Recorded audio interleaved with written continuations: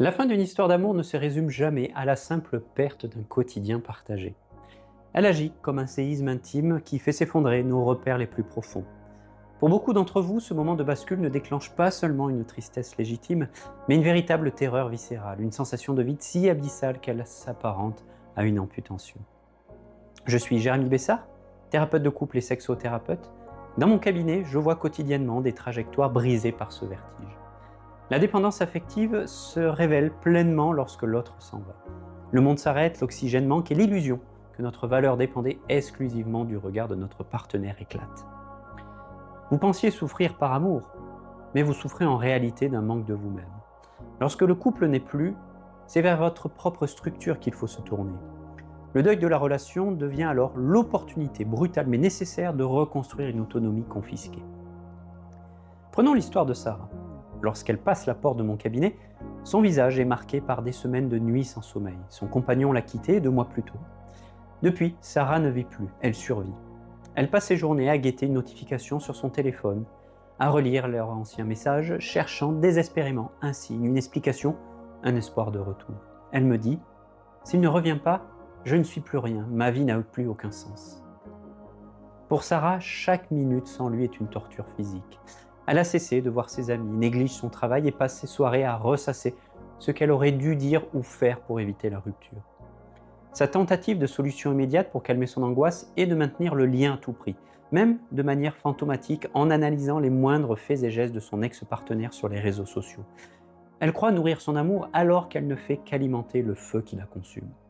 Pour comprendre la détresse de Sarah, il faut plonger dans la structure de son inconscient et observer comment sa carte du monde s'est construite bien avant sa rencontre avec cet homme. Nous ne réagissons pas à la réalité de la rupture, mais à la représentation traumatique que notre histoire en fait. Je m'explique. En explorant son passé, les pièces du puzzle s'assemblent. Sarah a grandi avec un père émotionnellement imprévisible, alternant entre des moments de grande fusion et de longues périodes d'absence ou de rejet. Enfant, elle a développé un schéma précoce d'abandon. Elle a intégré la croyance profonde que pour être aimée et en sécurité, elle devait s'adapter constamment aux besoins de l'autre, quitte à s'oublier. La rupture actuelle n'est pas seulement la fin d'une relation d'adulte. Elle est la réactivation d'une blessure, le retour de l'enfant terrifié à l'idée d'être laissé pour morte dans le désert affectif.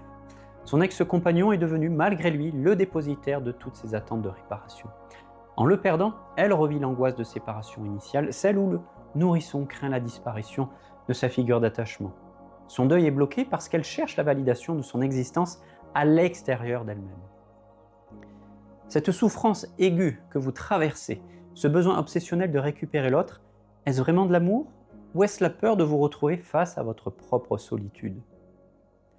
La dépendance affective se nourrit d'un bénéfice secondaire toxique. Tant que vous êtes focalisé sur le manque de l'autre, sur ses torts ou sur son hypothétique retour, vous n'avez pas regardé vos propres failles. Le deuil vous oblige à baisser le masque. Il est tellement plus facile de se positionner en victime d'une rupture injuste que d'assumer la responsabilité de sa propre complétude. Vous avez abdiqué votre liberté psychique au profit d'un contrat relationnel où l'autre devait combler vos manques. En agissant ainsi, vous transformez votre partenaire en thérapeute ou en parent, une charge qu'aucun être humain ne peut porter sans étouffer. La colère et le désespoir que vous manifestez sont les outils que votre ego utilise pour refuser une vérité. Personne n'est responsable de votre bonheur ni de votre sécurité intérieure, si ce n'est vous-même. Le changement ne viendra pas d'une énième prise de conscience intellectuelle, mais d'une rupture radicale de vos comportements actuels. Le premier levier consiste à stopper immédiatement ce qui entretient le problème, c'est-à-dire vos tentatives de solutions redondantes. Pour Sarah, cela signifie l'arrêt strict et non négociable de la consultation des profils numériques de son ex, la suppression des fils de discussion et l'interdiction de demander des nouvelles à des proches communs. Chaque vérification est un renforcement négatif qui soulage l'anxiété pendant 3 minutes, mais pour la décupler les 3 heures suivantes. C'est une véritable cure de sevrage que vous devez vous imposer. Si l'impulsion devient trop forte, autorisez-vous à penser à votre ex et à pleurer, à un moment précis, comme par exemple uniquement de 20h à 20h15, montre en main. Le reste de la journée, si l'idée surgit, dites-vous par exemple « Pas maintenant, j'ai rendez-vous avec ma peine à 20h ». Sur le plan cognitif et comportemental, nous devons restructurer les pensées automatiques qui vous maintiennent dans l'impuissance. Quand la pensée, par exemple « Je ne pourrai jamais être heureuse sans lui » surgit, passez-la au crible du questionnement. Quelles sont les preuves concrètes de cette affirmation? N'étiez-vous pas vivante avant de le rencontrer? Demandez-vous ce que signifie réellement cette rupture pour vous. Si vous découvrez que votre croyance profonde est par exemple « je suis fondamentalement indigne d'être aimé », alors vous identifiez enfin le véritable adversaire. Identifiez un souvenir précis où vous vous êtes senti pleinement autonome, forte et en sécurité. Plongez dans les détails visuels, les sons, les sensations physiques de ce moment de maîtrise. Lorsque l'émotion positive est au plus haut, pressez fermement votre poignet pour associer ce geste à cet état de ressource. Répétez cet exercice quotidiennement pour créer un réflexe neurologique capable de court-circuiter la panique de l'abandon. Alors mon objectif n'est pas de vous rendre dépendant de la thérapie, les actions d'aujourd'hui doivent devenir les habitudes saines de demain. La reconstruction de votre identité se joue à l'étage supérieur de vos comportements quotidiens. Vous devez réinvestir votre environnement, planifier des activités qui génèrent du plaisir ou un sentiment de maîtrise, même si l'envie n'est pas là initialement. C'est l'activation comportementale qui relancera la machine. En modifiant vos actions, vous modifierez votre biochimie et à terme, l'image que vous avez de vous-même.